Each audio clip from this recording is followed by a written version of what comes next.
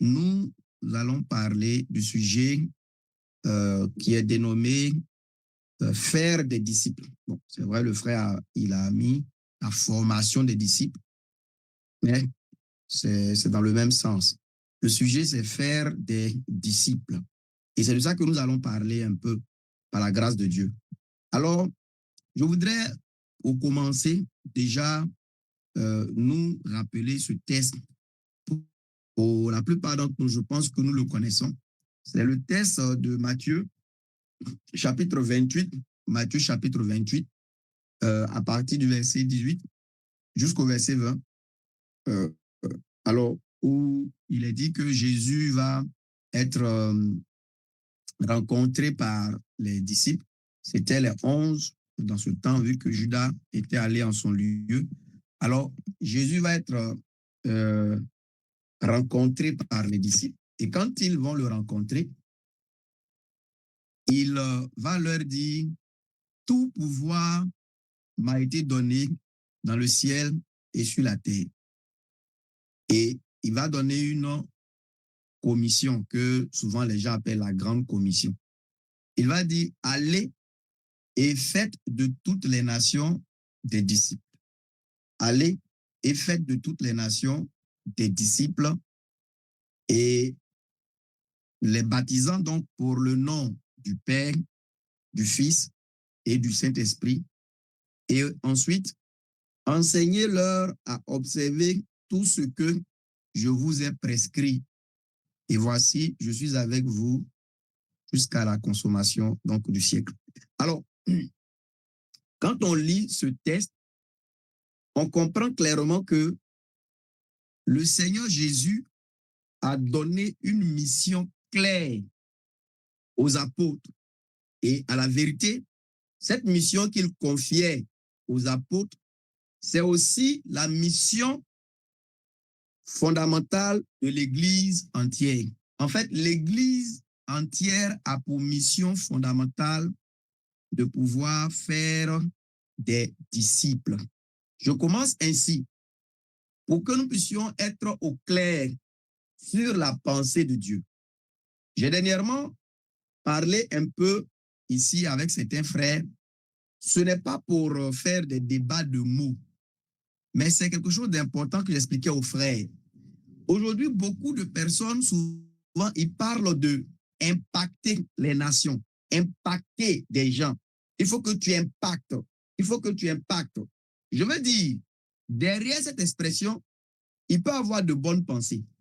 Mais de ce que je connais du christianisme moderne actuel, cette expression de impacter, influencer, dominer, infiltrer, ce champ lexical du nouvel évangile dans lequel nous sommes là, ça révèle une déviation de la mission que le Christ a donnée aux apôtres et au travers d'eux à son Église. Matthieu 28, 18 à 20.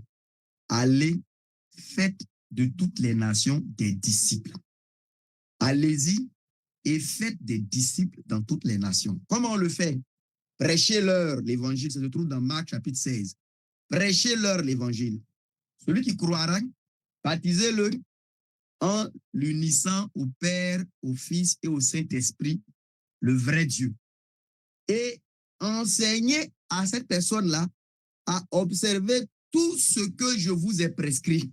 Voici la mission claire que le Fils de Dieu, le Seigneur Jésus, a donnée donc aux apôtres, mais au travers d'eux à toute l'Église. C'est de pouvoir faire des disciples dans toutes les nations. Et on va lire un texte dans le livre, la lettre aux Colossiens. Donc, on va lire Colossiens chapitre 1. Colossiens chapitre 1. Alors, je commence ainsi pour pouvoir mettre au clair le travail, la pensée de Dieu, la mission, le but, ce que Dieu en Jésus, le Christ, nous a donné à faire ou à être là. C'est ce que je veux déjà mettre devant de nous pour que ça soit clair pour chacun de nous. C'est que Jésus, le Seigneur, veut des disciples. Lui-même, étant sur la terre, il a fait des disciples Et en quittant la terre, il a donné comme mission aux apôtres d'aller faire des disciples. Colossiens chapitre 1. Alors, on va lire à partir du verset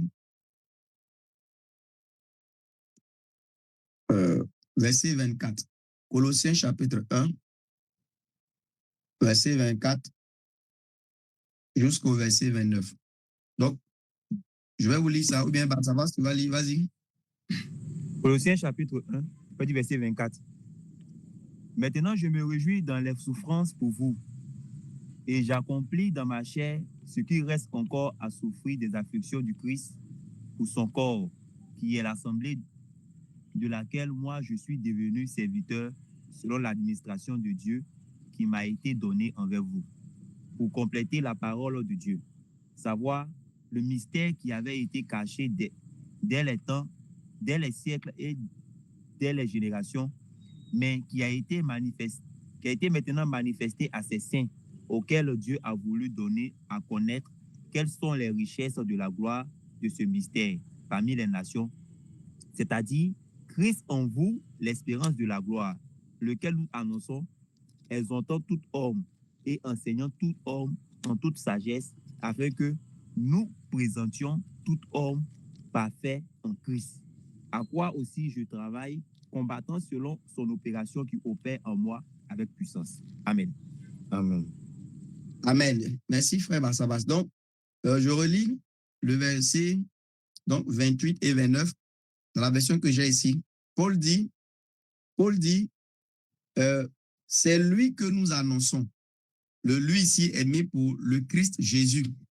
Paul dit, c'est Jésus que nous annonçons, exhortant ou avertissant tout homme et enseignant tout homme en toute sagesse, afin de rendre tout homme parfait dans le Christ et de le présenter ainsi donc à Dieu.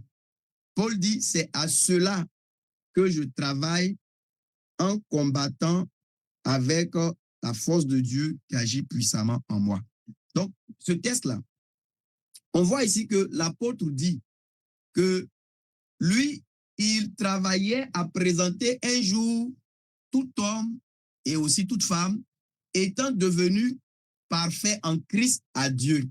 Donc, quand Paul, il rencontrait quelqu'un, il avait un but, c'est de pouvoir annoncer Christ, de pouvoir prêcher Christ, de pouvoir enseigner Christ à cette personne, mais il fait cela pour porter cette personne à un état de perfection en Christ, pour présenter cette personne à Dieu. Paul travaillait à pouvoir conduire tout homme dans un état de perfection en Christ afin de présenter la personne à Dieu en ce jour-là. Et ce que Paul fait ici, là, c'est la même chose que le Christ a donné comme mission aux 11 au début.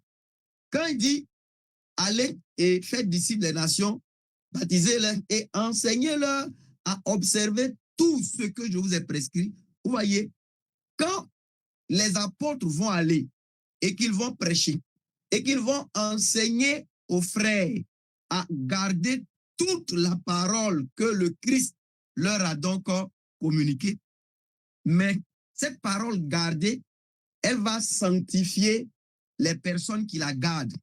Sanctifie-les par la vérité. Ta parole est la vérité. Cette parole qui est reçue, qui est gardée, qui est pratiquée, elle sanctifie les personnes qui la gardent. Elle sanctifie les personnes qui la reçoivent. Et vous vous rappelez, mes frères bien-aimés, que dans Jean chapitre 1, c'est Jésus, notre Seigneur, qui est présenté lui-même comme étant quoi? La parole. C'est lui-même qu'on appelle la parole.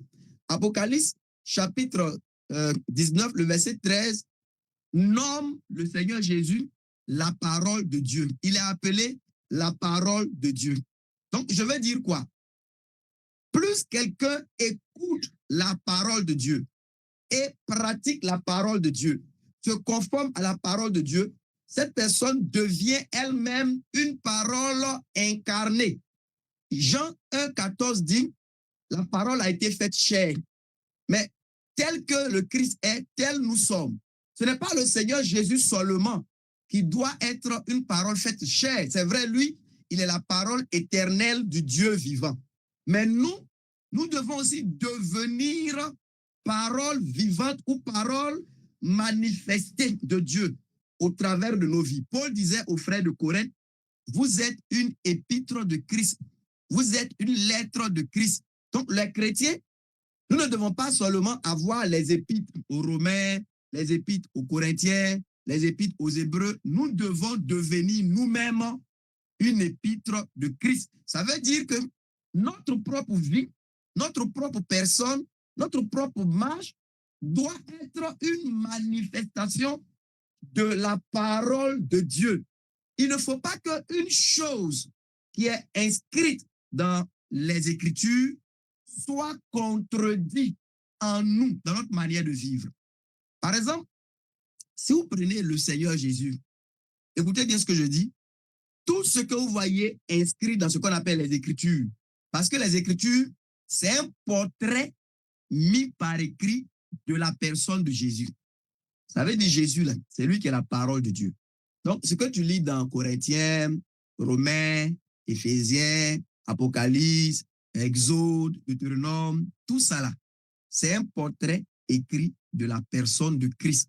Ça veut dire, si vous prenez les Écritures telles qu'elles ont été données et que vous prenez le Christ, vous suivez bien, frères et sœurs, vous ne trouverez aucune contradiction entre le Christ et puis un seul iota des Écritures. Il n'y a aucune contradiction. Parce que lui-même, il est la parole de Dieu et l'Écriture est le témoignage écrit de cette parole de Dieu. C'est une description de Jésus. Ce qu'on appelle la Bible, c'est une description de Jésus qui est la parole de Dieu. Et comme nous sommes unis à lui, normalement, dans nos vies aussi, il ne devrait pas avoir de contradiction avec les Écritures. On deviendrait ainsi donc l'être vivant de Christ, parole de Dieu devenue aussi réalité. Si dans les Écritures, on lit par exemple que la douceur est ce qui est agréable à Dieu, on ne devrait pas trouver chez nous de la dureté, ce qui serait une contradiction de cette partie de l'Écriture. Si l'Écriture rend témoignage de la douceur, on devrait être doux. Ainsi donc, nous devenons une manifestation concrète de cette vertu dont l'Écriture rend témoignage. Entre notre vie et puis l'Écriture, il y a donc ainsi une conformité, une concordance. C'est comme ça que le Christ est. Il est une manifestation vivante de ce que nous avons comme témoignage dans les Écritures. Et il est lui-même la parole vivante et éternelle de Dieu. Alors, je disais que quand le Seigneur donne comme mission aux apôtres, il leur demande d'aller faire de toutes les nations des disciples et de leur enseigner toute sa parole. Et j'expliquais ça pour faire comprendre que parce que Christ est lui-même la parole de Dieu, vous allez voir que au fur et à mesure que quelqu'un se conforme aux enseignements de la parole de Dieu sincèrement, vous savez à qui il ressemble? Il commence à ressembler de plus en plus à Christ. Donc, il commence à ressembler à la parole de Dieu. Tu commences à ressembler à la parole de Dieu. Tu commences à ressembler à Exode. Tu ressembles à Deutéronome. Tu ressembles à Philippiens. Quand on lit Éphésiens, là, on voit que toi, là, tu ressembles à Éphésiens. Les choses qui se trouvent dans un Corinthien, là, tu ressembles à ça. Mais quand, par exemple, tu ne mets pas en pratique la parole de Dieu dans ta vie, toi et puis les Écritures, là, il y a une dissemblance. L'Écriture dit, par exemple, que l'on doit pardonner de tout son cœur. Mais quand on arrive chez toi, c'est rancœur, rancune, palabre, colère. Et vous voyez, les paroles de l'Écriture, ou bien le témoignage de l'Écriture qui dit que Dieu pardonne abondamment, que Dieu pardonne, il oublie le péché, que Dieu pardonne, il rétablit dans la relation avec lui, on ne voit pas ça chez toi. Il y a donc là une contradiction entre toi et puis l'Écriture. Mais celui qui accepte l'enseignement de l'Écriture sur le pardon, l'enseignement de la parole de Dieu sur la miséricorde, l'enseignement de la parole de Dieu sur la bonté à, par exemple, laisser les fautes des autres. Celui qui marche comme ça, il ressemble de plus en plus à Matthieu chapitre 18. Il ressemble de plus en plus, vous voyez, non, à cette parabole que Jésus donne du serviteur qui ne sait pas pardonner à l'autre. Parce que celui qui pratique l'écriture, il ressemble de plus en plus à la parole de Dieu. Il ressemble donc à Jésus le Christ. Néhémie, tu peux couper ton micro. Et il est écrit dans Romains chapitre 8 que Dieu, nous ayant connus d'avance, il nous a prédestinés à être conformes à l'image de son Fils, afin que son Fils soit le premier-né entre plusieurs frères.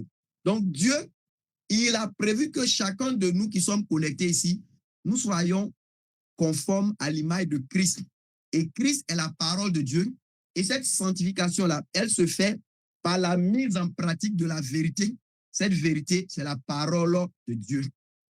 Alors, bien aimés frères, faire des disciples, c'est le travail que le Christ a donné aux apôtres. Pourquoi? Mais parce qu'un disciple, c'est un élève. Un disciple, c'est un étudiant. Un disciple, c'est un apprenant. C'est quelqu'un qui écoute, qui suit les enseignements d'un maître, mais qui a pour but de devenir semblable au maître dont il suit les enseignements. Et le Christ, notre Seigneur, va dire que le disciple accompli, il est semblable à son maître. Donc, vous voyez, frères bien-aimés, retenons bien que le Seigneur Jésus, il veut des disciples. Il ne veut pas des fidèles d'église. Il veut des disciples. Il ne veut pas des allants à l'église. Il veut des disciples. Il ne veut pas des gens qui fréquentent des communautés. Il veut des disciples. Il ne veut pas des gens qui sont engagés dans beaucoup de mouvements religieux. Et un disciple, c'est clairement quelqu'un qui est à l'école des maîtres en vue de ressembler au maître à la fin, on va dire comme ça, de son parcours.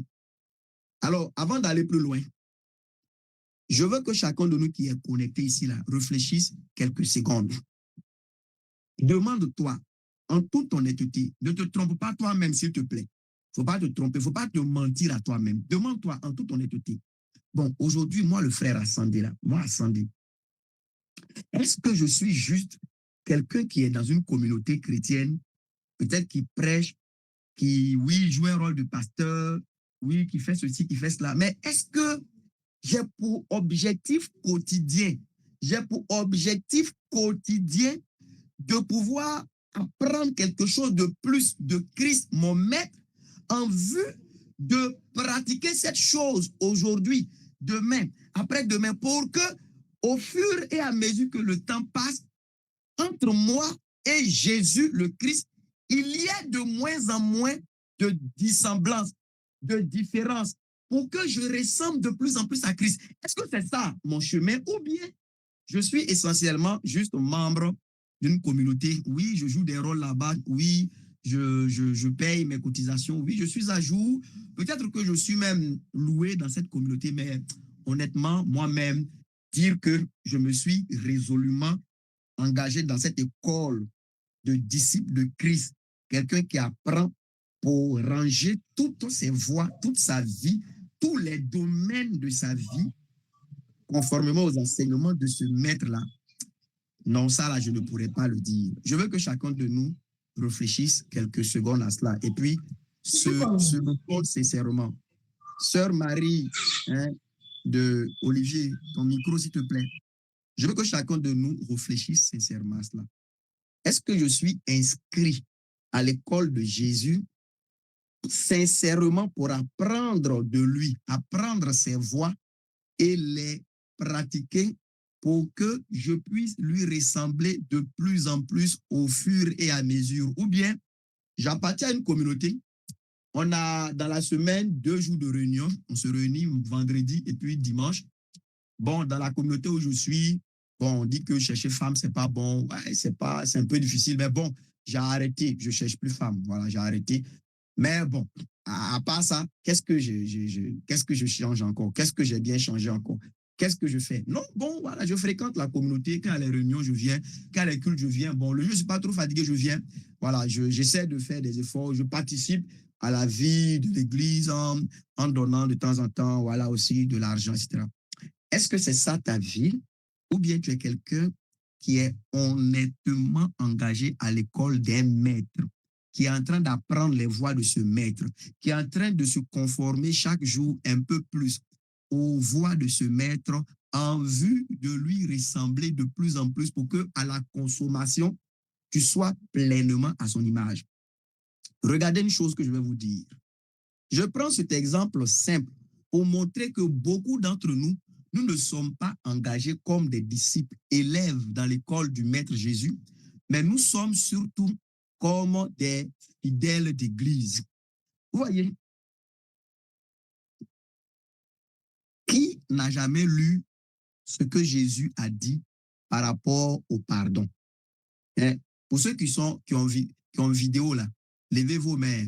Qui a déjà lu ce que Jésus a dit par rapport au pardon? Pour ceux qui n'ont pas vidéo là, bon, voyez comment vous allez faire. Moi, je ne vous vois pas. Mais voilà. Est-ce que tu as déjà lu ce que Jésus a dit par rapport au pardon? Ne fuyez pas, hein. Levez vos mains, ne fuyez pas. Voilà. Ouais, je vois des mains levées, ouais, je vois, d'accord. Ouais, je vois. Donc, on a déjà lu ce que Jésus a enseigné par rapport au pardon. Merci. Merci pour ceux qui ont levé les mains. Merci. Gloire à Dieu. Que Dieu vous bénisse. Merci, merci, merci. Alors, merci beaucoup. Merci. Merci. Merci. Merci pour les mains levées. Alors, vous voyez, la question que je pose là, ça veut dire que tout le monde a déjà, par exemple, lu ce que Jésus a enseigné par rapport au pardon. Voilà ce qui montre que vous êtes un élève dans l'école de Jésus. Sur ce point, pour ne pas exagérer. Quand aujourd'hui, vous vous efforcez dans votre manière de vivre, d'être avec tout le monde, de pouvoir vous ranger à cet enseignement de Jésus par rapport au pardon, qui est le fait de pardonner à quiconque vous fait du tort. Et même si la personne répète une deuxième fois, lui pardonner, une troisième fois, lui pardonner, jusqu'à 7 fois, lui pardonner, mais non pas là, jusqu'à même 70 fois, 7 fois dans la même journée, lui pardonner quand même. Et ajouter à ça, Matthieu chapitre 18, Jésus dit, pardonnez de tout ton cœur. Parce que si tu ne le fais pas, le Père qui est dans le ciel ne te pardonnera pas, toi non plus, tes péchés. Et dans la prière, il dit que nous devons dire à Dieu, regarde, ô Père, de toute façon, dans ma faiblesse, je m'efforce de pardonner à ceux qui m'ont fait du tort là. Toi, dans ta puissance infinie, pardonne-moi, moi aussi mes torts. Jésus a enseigné cela. Et le disciple de Christ, c'est quelqu'un qui a accepté ce principe-là dans sa vie. Ça ne veut pas dire que tu ne vas pas rencontrer des situations douloureuses, des situations difficiles, mais être disciple de Christ, quelqu'un qui ne se laisse pas conduire par un autre principe, mais qui se soumet, même douloureusement, à ce principe en demandant la grâce de Dieu pour toujours pardonner. Il est alors en train d'apprendre à ressembler à Christ parce que quand tu dis que non, ce que tu as fait, qu'elle est là, non, ça là, non, ça là, je jure sur le tombeau de ma mère. Souvent, on entend ça, il ne va jamais te pardonner cela. Et ça se dit chrétien. Ça se dit disciple de celui qui, pendant qu'on était en train de le clouer, le tuer, le huer, le moquer, il disait, Père, pardonne-leur, car ces gens-là, ils ne savent pas ce qu'ils font. Et je sais que nous, on dira, ah non, ils sont grands, ils sont intelligents, ils savent ce qu'ils font. Comment ça, ils ne savent pas? Si on était à côté de Jésus, même, on va dire que, ah, toi aussi, ils savent ce qu'ils font. C'est des gens, ils sont âgés, c'est des pères de famille, ils sont conscients, ils savent ce qu'ils font. Jésus lui dit, Père, pardonne, ils ne savent pas ce qu'ils font. Ils sont aveuglés, ils ne voient pas clair. Vous voyez, le disciple de Christ, c'est quelqu'un qui est engagé à l'école de Christ et donc qui se conforme aux enseignements de Christ en toutes choses. Voilà un exemple que j'ai pris par rapport au pardon. Second exemple, j'ai parlé des habillements. Habillement. Comment s'habiller? Alors, on fait l'exercice encore. Qui sont ceux qui ont déjà vu dans l'enseignement de Jésus et de ses apôtres comment, par exemple, on devrait s'habiller? C'est vrai, il parle des femmes, mais c'est parce qu'ils estimaient que les hommes n'ont pas besoin de ça. Mais à la vérité, de nos jours, les hommes ont besoin aussi d'entendre ça. Parce qu'il y a des hommes qui s'habillent, qui se disent en Christ, mais ils s'habillent aussi de manière impudique. Je vais en parler un peu si j'ai l'occasion de me donner. Qui a déjà lu dans les enseignements de Jésus, notre maître et de ses apôtres, comment il faut, par exemple, s'habiller? Tu peux lever ta main si tu as déjà lu. Voilà. Merci, merci, merci pour les mains élevées. Merci, merci pour les mains élevées. Merci. Voilà, merci encore. Merci. Et on est à l'école, hein. Ne craignez pas.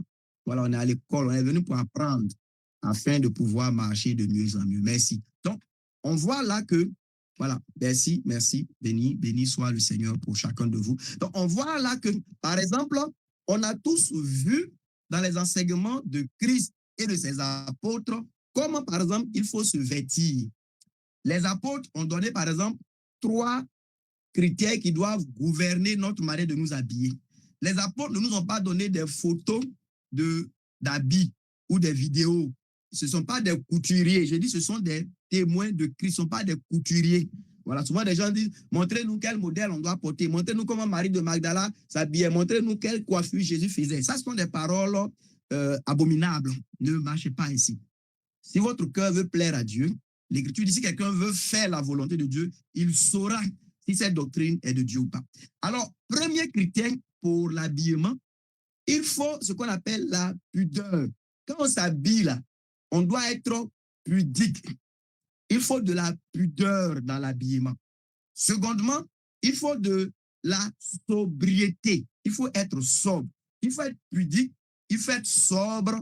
Et troisièmement, il faut être comment? Il a oublié la troisième caractéristique là. Voilà, je cherche, j'ai oublié. La pudeur, la modestie, voilà, c'est ça. C'est venu, la modestie. Voilà. Donc, modestie, pudeur, et puis, c'est ça, non? Décence ou bien sobriété. Voilà plus ou moins les critères que les apôtres ont donnés. Vous voyez? Donc, quand par exemple quelqu'un, un frère, une sœur, se dit disciple, élève à l'école de Christ et donc de ses apôtres, la personne doit toujours veiller à ce que sa manière de se vêtir, sa manière de s'habiller ne contredise rien du témoignage de la parole de Dieu qu'on a dans les Écritures. L'Écriture dit que l'on doit être vêtu avec décence, avec pudeur, avec modestie. Moi qui suis élève de Christ, étudiant à l'école de Christ, disciple de Christ et donc de ses apôtres, je ne peux pas et je ne dois pas avoir une manière de me vêtir qui contredit les manières de se vêtir dont l'Écriture nous rend témoignage. Je disais un jour que, mais quelle honte pour nous, surtout pour les femmes, quelle honte quand votre Seigneur le Christ porte une longue robe. C'est écrit que la robe de Christ, là, elle est longue. Elle est longue jusqu'à même, Isaïe disait que les pans là même remplissaient le temple. Regardez, mais vous portez mini. C'est-à-dire que le Christ, là, sa robe est longue. Et vous avez des mini. Vous, ses disciples. La robe de Christ, là, elle est longue. Et vous portez mini. C'est que vous ne l'imitez pas. Vous n'êtes pas ses élèves. Vous imitez quelqu'un d'autre. Lui-même qui est homme, là, on dit sa robe est longue. Toi, tu es femme, pour toi, un coup mini plaqué. Et puis tu imites. Est-ce que tu es son disciple? Vous voyez, le disciple, c'est un élève. Il est inscrit à l'école de quelqu'un. Alors, avant de venir à Christ, chacun de nous a sa manière de s'habiller. Chacun de nous a sa manière de se vêtir. On avait des critères qui nous gouvernaient dans notre manière de nous habiller. Vous voyez. Mais quand on vient à Christ, là, on doit écouter notre maître. On doit écouter son enseignement. Et c'est sa façon de concevoir la manière de s'habiller. C'est ça que nous, on doit recevoir. Mais au lieu de ça, on fait 1 an, 2 ans, 3 ans, 10 ans. On dit on est chrétien.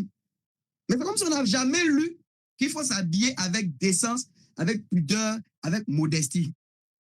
Et est-ce que vous savez que la chose que vous devez chercher à combattre même à la racine, c'est pour qui vous vous habillez au fond. Pour qui vous cherchez toute cette sophistication dans votre manière de vous vêtir. Pour qui? Frère bien-aimé, quand l'on a posé une question à Christ par rapport au mariage, il dit au commencement, il n'en était pas ainsi. Le livre de la Genèse, c'est le livre des principes gouverneurs. C'est le livre des commencements. C'est le livre qui nous dévoile les desseins originels, les principes premiers, la pensée de Dieu par rapport à toutes choses dont témoignage nous est rendu dans ce livre. Et quand nous retournons dans la Genèse, nous voyons que le vêtement n'a pas donné pour pouvoir se faire voir. Le vêtement n'est pas donné pour pouvoir attirer l'attention sur nous. Le vêtement n'est pas donné pour pouvoir en tirer gloire. Le vêtement est donné pour couvrir notre nudité. Donc, le vrai principe des habits, c'est de couvrir votre corps. Ce n'est pas pour devenir joli avec. Le vrai principe des vêtements, là, c'est de couvrir nos corps. Alors, naturellement, on peut porter quelque chose. Je n'ai pas dit qu'il faut porter quelque chose qui est déchiré. Il faut porter quelque chose qui est sale. Pas du tout.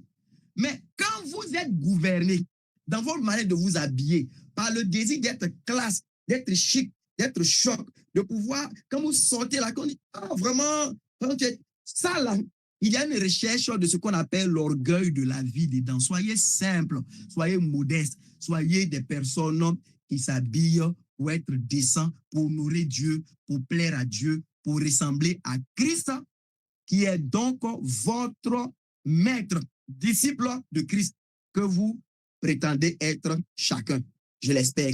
Vous devez copier le Christ, votre Seigneur. Et c'est lui que nous devons imiter. Les apôtres de Christ ont parlé contre les ornements, contre les perles, contre l'or, contre les tresses, contre les vêtements somptueux. Alors, si vous imitez Christ, si vous êtes élève de Christ, regardez, les gens qui s'inscrivent à l'école de Bob Marley, là, ils suivent Bob Marley. Et c'est là-bas, vous avez vu qu'ils portent costume, ils portent veste. Les gens qui suivent Bob Marley, là, vous avez vu ces costumes et vestes qu'ils portent. Vous comprenez ce que je veux dire là? Quand quelqu'un est disciple de Bob Marley, là, il embrasse le style de Bob Marley. Il embrasse la pensée de Bob Marley. Maintenant, si nous, on est disciple de Christ, nous devons embrasser lui aussi sa pensée. Nous devons embrasser lui aussi ses voix. Nous devons être pleinement inscrits à son école. On doit être inscrit à l'école de Christ. C'est à son école, on doit être inscrit. On doit faire les choses comme Christ les a enseignées. On doit faire les choses comme Christ, notre maître, nous les présente. Alors, frères bien-aimés, voilà. Je dis ça, c'était pour montrer un peu la pensée de disciple. Le disciple, c'est un élève. C'est quelqu'un qui est en train d'apprendre d'un maître pour ressembler à ce maître de plus en plus. Et chacun de nous doit examiner pour voir s'il est vraiment engagé dans ce travail d'apprentissage de Christ pour faire comme Christ dit. Est-ce qu'aujourd'hui, la façon dont je tiens mon foyer là, ce sont selon les principes de Christ, mon maître? Est-ce qu'aujourd'hui, moi je travaille dans une entreprise, mais la façon dont je suis au travail là, est-ce que c'est selon les principes de Christ, mon maître? Ou bien c'est une affaire de, ah, on n'est pas venu à Abidjan pour regarder la lagune, hein? Chacun n'a qu'à se chercher. Est-ce que c'est ça qui te gouverne?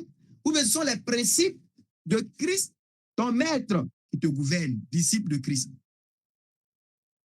Alors, regardons deux textes que je veux qu'on lise. Matthieu chapitre 17. Frère, comment il s'appelle? Barsabas, tu peux lire pour nous? Matthieu 17. Matthieu chapitre 17, verset 15 jusqu'au verset 17. Écoutons ensemble. Matthieu 17, 15 à 17. Matthieu 17, 15 à 17.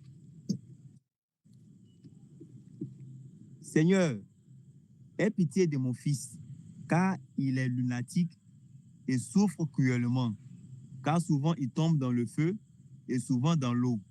Et je l'ai apporté à tes disciples, et ils n'ont pas pu le guérir. Et Jésus, répondant, dit, ô génération incrédule et perverse, jusqu'à quand serai-je avec vous? Jusqu'à quand vous supporterai-je? Amen. Amen. Et je veux que tu ajoutes à ce texte le second qui est tiré donc du livre des rois, 2 Rois chapitre 5, le verset 8. 2 Rois chapitre 5, verset 8. Voilà. 2 Rois 5, verset 8. Oui. Et il arriva que lorsque Élisée, l'homme de Dieu, eut entendu que le roi d'Israël avait déchiré ses vêtements, il envoya dire au roi, « Pourquoi as-tu déchiré tes vêtements? Qu'il vienne, je t'ai pris, vers moi, et il saura qu'il y a un prophète en Israël. » Amen. Amen. Merci bien, frère. Alors, ces deux textes que nous venons de lire, là, je veux parler un peu de ça, dans le sens de ce sujet de faire des disciples. Et vous voyez, dans Matthieu 17, là, il est écrit là-bas que cet homme qui dit au Seigneur, aie pitié de moi, aie pitié de mon fils. Il est lunatique et il souffre cruellement. Et l'homme ajoute, je l'ai amené à tes disciples, je l'ai amené à tes élèves et ils n'ont pas pu le guérir. Et regardons la réaction de Jésus. Race incrédule et perverse, jusqu'à quand serai-je avec vous? Amenez-le-moi. Pourquoi Jésus parle ainsi? Mais parce que quand on dit tes disciples n'ont pas pu faire cela, tes disciples n'ont pas pu faire une chose que toi tu fais, le Seigneur est mécontent parce que ses disciples sont censés le représenter. Quand quelqu'un forme un élève, il veut qu'après un certain temps de formation, que cet élève-là arrive à faire ce pourquoi il l'a formé. Pourquoi on a lu le texte de 2 rois pour ajouter à cela? Quand le roi d'Israël entend les paroles que le roi de Syrie avait dit dans sa lettre concernant Naaman, il déchire ses vêtements. Et Élisée lui dit, mais pourquoi tu as déchiré tes vêtements? Il faut l'envoyer chez moi ici et il va savoir qu'il y a un prophète en Israël. Vous entendez comment Élisée parle? Maintenant, mettez en parallèle le texte 2e de Matthieu, où l'homme dit, j'ai envoyé mon enfant à tes disciples, ils n'ont pas pu le guérir. Voyez-vous, mes frères? Et là, Jésus dit, mes races perverses et incrédules, jusqu'à quand serai-je avec vous? Frère, quand Élisée parle ainsi, Élisée, il se présente ici comme le disciple du Dieu d'Israël. Élisée se présente comme un disciple du Dieu d'Israël. Il dit quoi? C'est quoi le problème? Mais ça là, mon maître fait ça. Envoyez-le, je vais faire ça. Voilà. Mais là-bas, l'homme dit à Jésus, tes disciples n'ont pas pu. Ce qui veut dire que toutes les fois où notre manière, c'est vrai ici ça parle d'une affaire de chasser des démons, mais c'est la parole de Dieu, elle est éternelle. Elle nous enseigne de manière générale à partir des points particuliers. Cela veut dire que comment le Seigneur Jésus réagit quand il nous voit encore des gens amers, quand il nous voit des gens méchants, quand il nous voit des gens orgueilleux, quand il nous voit des gens, par exemple, entêtés, quand il nous voit des gens faux, quand il nous voit hypocrites, quand il nous voit des gens amis du monde, quand il nous voit des gens attachés au monde, quand il nous voit des gens sans zèle pour la maison du Père, comment le Seigneur réagit? En fait, si le Seigneur ici, il est indigné, c'est parce que ces élèves-là, qui sont censés être à son image, ne le sont pas, manifestement ici. Lui, il chasse les démons. Eux, ils ne peuvent pas chasser un démon. Et le Seigneur est indigné. Lui, il est doux et humble de cœur. Eux, ils sont durs et orgueilleux, hautains. Lui, il a le zèle de la maison du Père qui le dévore au point où il peut se mettre en mauvaise odeur. Il peut avoir problème avec tout le monde. Il peut avoir une mauvaise renommée, mais il va purifier le temple, chasser les vendeurs qui sont dedans. Que l'on puisse parler mal de lui. Peu importe, le zèle de la maison du Père le dévore. Mais nous sommes froids. Nous nous excusons. Nous nous expliquons. Nous raisonnons. Comment le Seigneur se sent? Quand lui, il est appelé le Saint, qui marche dans la pureté, dans la lumière, il voit encore ses disciples traîner dans les ténèbres, traîner dans le noir, traîner dans la fausseté, traîner dans le mensonge, traîner dans la corruption. Comment le Seigneur se sent? Il dit, génération incrédule et perverse. Vous voyez, la perversité, ce n'est pas seulement une affaire d'orgie sexuelle. La perversité chez Dieu, c'est le fait que l'on se trouve dans l'incrédulité vis-à-vis de lui et de sa parole. C'est une perversité. Dieu trouve que c'est être pervers que de ne pas croire lui, sa personne et sa parole. Il trouve que tu es pervers. Quelqu'un qui ne croit pas Dieu et sa parole est une personne perverse. Jésus dit que génération, race incrédule et perverse. Ceux-là de qui il parlait là, ce n'est pas des gens forcément qui faisaient homosexualité, hein, mais il dit ils sont pervers parce qu'ils ne croient pas sa personne et aussi les promesses de la parole de Dieu. Voyez, le disciple, il doit être à l'image de son maître. Alors, naturellement, je ne veux pas dire que dès le premier jour où tu t'inscris à l'école de Christ, tu dois pouvoir faire immédiatement tout ce qu'il fait. Ce n'est pas ce que je dis. Et en pratique, ce n'est pas le cas.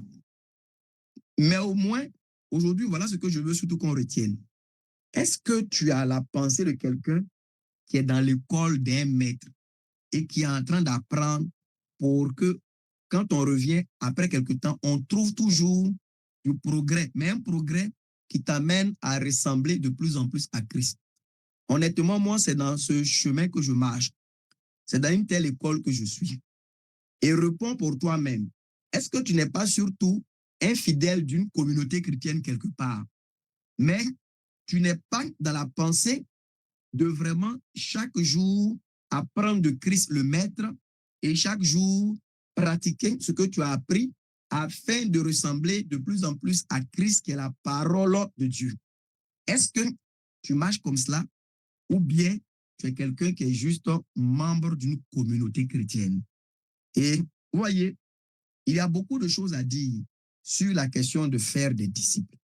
Mais les deux choses au moins essentielles, sinon trois, que je veux mettre devant de nous pour cette réunion, parce qu'on n'a pas tout le temps. La première, c'était de nous éclairer et qu'on soit tous unanimes sur la mission que le Seigneur Jésus a donnée aux apôtres, mais qui est par déduction aussi la mission de toute l'Église. C'est de faire des disciples. Jésus a demandé à ceux que lui-même, il avait déjà fait disciples, d'aller faire des élèves, d'aller faire des gens qui vont s'engager à apprendre à vivre comme lui le Christ, à apprendre à être comme lui le Christ. En fait, ce que Dieu veut, ce serait de retrouver cette terre-là, plusieurs Christ. Vous comprenez mon langage? C'est comme si tous ceux qui se disent chrétiens doivent chacun représenter Christ. C'est plusieurs Christ. C'est des prototypes de Jésus que Dieu veut avoir. Oh, mes bien-aimés frères, Dieu n'a que faire des gens qui fréquentent une communauté. Non, il n'a que faire de cela. Il n'a que faire. Celui en qui il prend son plaisir et trouve son affection, là, c'est son fils. Alors, ce que Dieu attend là, à Dembokro, à Abidjan ici, à San Pedro, à Cocody, à Yopougon ici, au Cameroun, en France, à celui qui est à Divo, à lui qui est au Japon. Ce que Dieu attend, c'est des reproductions de Christ, le grain de blé qui est tombé, qui est mort. Il doit produire plusieurs grains, plusieurs grains, plusieurs grains. Ce que Dieu attend, c'est des reproductions de Christ. Donc, Dieu veut un ascendé qui est une reproduction de Christ et qui tend de plus en plus à une pleine conformité à Christ. C'est un chemin qui est long. C'est un appel qui est haut. Dieu ne veut pas juste des gens qui sont dans l'église, qui sont dans chorale, qui sont dans groupe musical, qui sont dans comité d'intercession, comité de délivrance, comité d'évangélisation, comité de service d'ordre. Non, non, non. Dieu veut des gens qui sont consciemment engagés dans un processus de ressemblance à Christ son Fils. Et Christ son Fils, c'est la parole de Dieu. Il est la parole de Dieu. Donc, cette sanctification, cette mise à part, elle se fait par conformité de tous les aspects de notre vie. À quoi? À la parole de Dieu, à l'enseignement de Christ et à celui de ses apôtres. Ça doit être clair. Et Paul dit, c'est à ça qu'il travaille, pour présenter tout homme devenu parfait en Christ à Dieu. Et dans Romains chapitre 1, le verset 5, Paul dit qu'ils ont reçu de la part de Christ la grâce et l'apostolat, mais ils ont reçu cet apostolat pour amener les païens à l'obéissance de la foi. Ils ont reçu l'apostolat pour amener les païens à l'obéissance de la foi. Ils ont reçu l'apostolat pour amener les païens à l'obéissance de la foi. Et le Christ a dit, enseignez-leur à observer, ça veut dire à obéir à tout ce que je vous ai prescrit. Donc, Paul, lui, il va pour amener les païens à obéir par la foi à tout ce que le Christ a prescrit. Voilà ce qu'il faisait comme travail. Ça, c'est la première chose importante à retenir pour ce soir. La seconde que j'essaie de nous dire, c'est que, en fait, le disciple, il doit être un représentant du maître. Et on voit ici que le Seigneur Jésus, il est indigné quand ses disciples n'arrivent pas valablement à le représenter. Donc, chacun de nous doit comprendre que si on est négligent quant à ce travail de conformité à Christ, à ce travail de discipulat, à l'inscription à l'école de Christ pour être disciple, pour lui ressembler de plus en plus, pour être comme lui, pour agir comme lui, pour marcher comme lui, pour aimer comme lui, pour pardonner comme lui, pour supporter comme lui, pour être saint comme lui, pour être humble comme lui, pour être zélé comme lui. Si on est négligent, on donne continuellement des sujets d'indignation au cœur du Seigneur, des sujets de déplaisir au cœur du Seigneur. Mais si on parle comme Élisée, quand on dit, mais emmenez-le, il saura qu'il y a un disciple de Christ ici.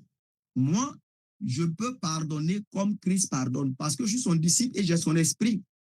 Je peux aimer comme Christ aime. Je peux supporter comme Christ supporte, parce que je suis son disciple et j'ai son esprit. On dit, voilà quelqu'un avec qui on ne peut pas vivre. On devrait pouvoir dire, mais emmenez-le.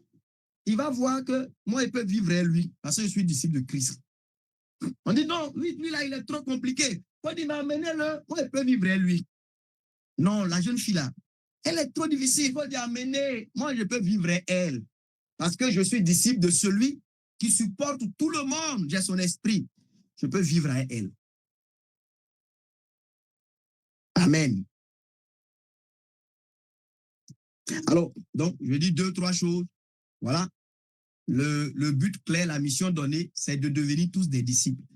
Et si tu m'écoutes, non? Si tu es encore juste dans une tendance de, je suis dans une communauté chrétienne, tu n'as pas encore commencé la marche avec le Christ. Dans Luc 14, il dit, si quelqu'un veut venir après moi, Jésus ne demande que des disciples. Acte 11, 26, il est écrit que, oui, merci frère Olivier, c'est Eric, non? J'ai vu un message là. Pardonnez-moi, hein. J'essaie de voir. Voilà, Eric. Oui, c'est moi.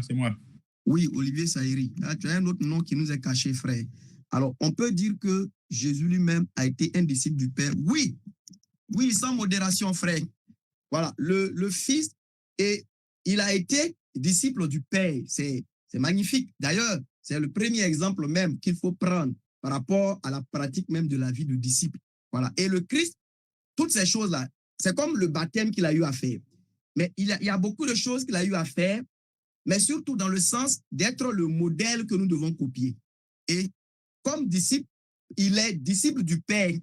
Par exemple, il a été l'envoyé du Père et il va dire après, comme le Père m'a envoyé, moi aussi je vous envoie. Et par exemple, il a gardé toute la doctrine du Père et comme il a gardé la doctrine du Père, il a dit que nous aussi on puisse garder lui aussi sa parole. Voilà. Et il a été disciple du Père, élève du Père, selon qu'il dit que lui, il ne fait que ce qu'il voit le Père faire. C'est ce que le Père fait là. Et ça, il fait. Ce que le Père dit, et ça, lui, il dit. Et donc, c'est quelque chose de vraiment pertinent. Le Christ lui-même, il est disciple du Père. Il a été disciple du Père. Il nous a donné l'exemple d'avoir un maître sur qui copier et donc imiter. Et nous devons, nous, être les disciples donc de ce Christ. Et comme Paul a dit, soyez mes imitateurs, comme moi aussi j'imite Christ. Donc nous devons nous aussi être inscrits dans cette école. Et je veux inviter toute personne qui se soit entendu ces paroles, mais qui est surtout encore dans une pensée d'aller à l'église, qui est dans une pensée de, voilà, j'appartiens à telle communauté, mission tessique, église évangélique, église protestante, église. Mais je veux que tu comprennes que Jésus n'a jamais demandé une telle chose. Jésus a demandé des personnes qui, ayant entendu son évangile, s'engagent à le suivre comme des élèves qui vont apprendre de lui et qui vont devenir des copies conformes de sa personne en bout de chemin. Voilà ce que Jésus veut. Donc, je vais t'exhorter à t'engager réellement à la suite de Christ comme étant ton maître, et toi, tu prends la position d'élève, d'apprenant, de disciple qui reçoit de Christ et qui met continuellement en pratique au fur et à mesure. Même si aujourd'hui, tu as appris une chose par rapport au pardon, il faut travailler à t'établir dedans. Si tu as appris quelque chose par rapport à la miséricorde, il faut travailler à t'établir dedans. Si tu as appris quelque chose par rapport à la sobriété, à la sanctification dans le vêtement, dans les ornements, il faut t'établir dedans. Si tu as appris quelque chose dans quoi que ce soit, il faut te ranger dedans. Si tu as accompli, tu as pu t'établir dans quelque chose en cette année, l'année prochaine, tu ajoutes, je ne dis pas que c'est forcément d'année en année, mais je veux dire que au fur et à mesure que les jours passent, tu écoutes le maître, tu apprends du maître, tu reçois du maître et tu te conformes au fur et à mesure à ce que le maître a dit. Voilà ce que nous devons avoir comme disposition. Et nous devons savoir pour finir que si nous négligeons cela, nous donnons au maître beaucoup de sujets d'indignation. Parce que aujourd'hui, Jésus est représenté sur terre par l'Église. Et l'Église, elle est composée de chacun de nous individuellement. Donc, si nous sommes différents de Jésus, si nous ne sommes pas comme lui, si nous ne pouvons pas faire ce qu'il a fait, si nous ne pouvons pas aimer comme il aime, aider comme il aide, les gens ne verront pas concrètement le Christ. Mais plus nous lui ressemblons, plus nous faisons comme lui, mais plus l'on voit le Christ encore sur cette terre, mais au travers de ses élèves, de ses disciples, de ses imitateurs que sont censés être tous les chrétiens. Je veux aujourd'hui m'arrêter là. Voilà, sur ce sujet. Après, il y a des aspects pratiques à considérer. Alors, c'est notre bien-aimé frère, grand frère Eric, qui a demandé surtout que je puisse parler un peu de ce sujet parce que j'informe que les mardis nuits, à partir de 22h, je tiens une réunion d'enseignement et de prière avec quelques frères et sœurs qui sont disponibles, qui le peuvent. Et c'est dans le sens aussi d'être encadré, d'apprendre les voies du Seigneur d'une manière un peu plus claire. Et depuis le mardi passé, on a commencé de parler du sujet de faire des disciples. Et le frère Eric m'a dit qu'il avait voulu venir aussi à cette réunion, mais il m'a proposé de partager un peu des choses que j'ai commencé à partager aussi dans ces réunions de mardi sur le fait de faire des disciples. Et donc, le mardi aussi, c'est à peu près les quelques points introductifs qui sont là que j'ai présentés aux frères. Et comme on avait un peu plus de temps, j'ai développé un peu plus. Et on compte le mardi prochain parler un peu plus de certains aspects pratiques dans ce chemin d'être disciple, d'être fait disciple. Et j'avais dit aussi une chose aux frères le mardi, pour m'arrêter là-dessus, je vous dis cela, c'est que le fait d'être disciple et de faire des disciples, les deux aspects doivent se trouver dans la vie de chacun de nous.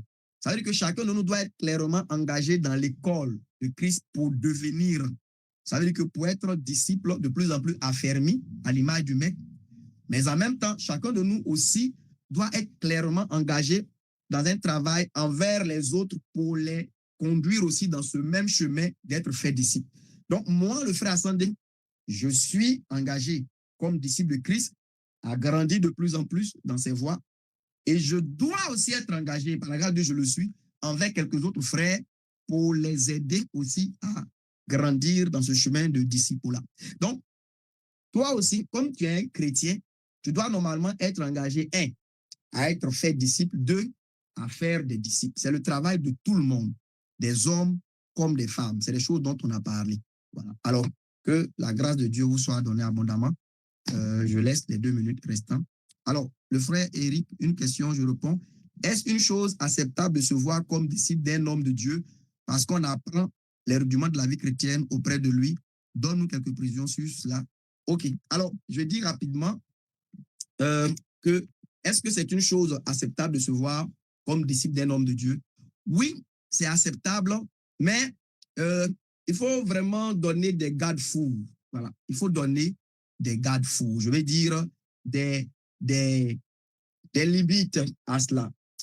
Et aujourd'hui, par exemple, moi, je ne suis pas très pour le fait qu'on puisse, par exemple, appeler un frère disciple du frère Ascendé, disciple du frère Éric, parce que souvent, par ces langages qui ne sont pas forcément à proscrire, qui ne sont pas forcément des choses mauvaises, parce qu'aujourd'hui, on parle de Jésus qui a eu des disciples, et ces disciples ont fait aussi des disciples.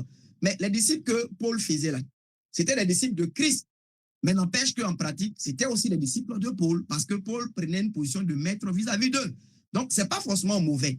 Mais il est quand même préférable de ne pas se faire, par exemple, appeler ainsi. Parce que nous, les hommes, on tombe dans beaucoup de travers très facilement. Je connais une communauté, voilà, j'ai été là-bas, par exemple, à la CMCI pendant quelques temps, hein, je le dis simplement. C'est un exemple là-bas, par exemple. Éric, si tu veux te présenter, tu dois dire, je suis le frère Olivier Éric, disciple du frère Ascendé. Voilà, ça doit être précisé. Voilà. Mon faiseur de disciple, c'est le frère Ascendé. Voilà, moi, je suis le frère Ascendé. Mon frère de disciple, c'est le frère Intel. Je suis le frère Elinob. Mon frère, lui, c'est le frère Intel. Alors, ce n'est pas mauvais de pouvoir, et ce sont les aspects pratiques desquels aussi, si j'ai l'occasion, je parlerai. Voilà, c'est des choses dont je veux aussi parler. Mais c'est bien de saisir les bons contours. Alors, je dirais que dans la pensée, il est important qu'un frère aussi prenne une posture d'apprenant, même auprès d'un autre frère, sinon ça ne peut pas passer.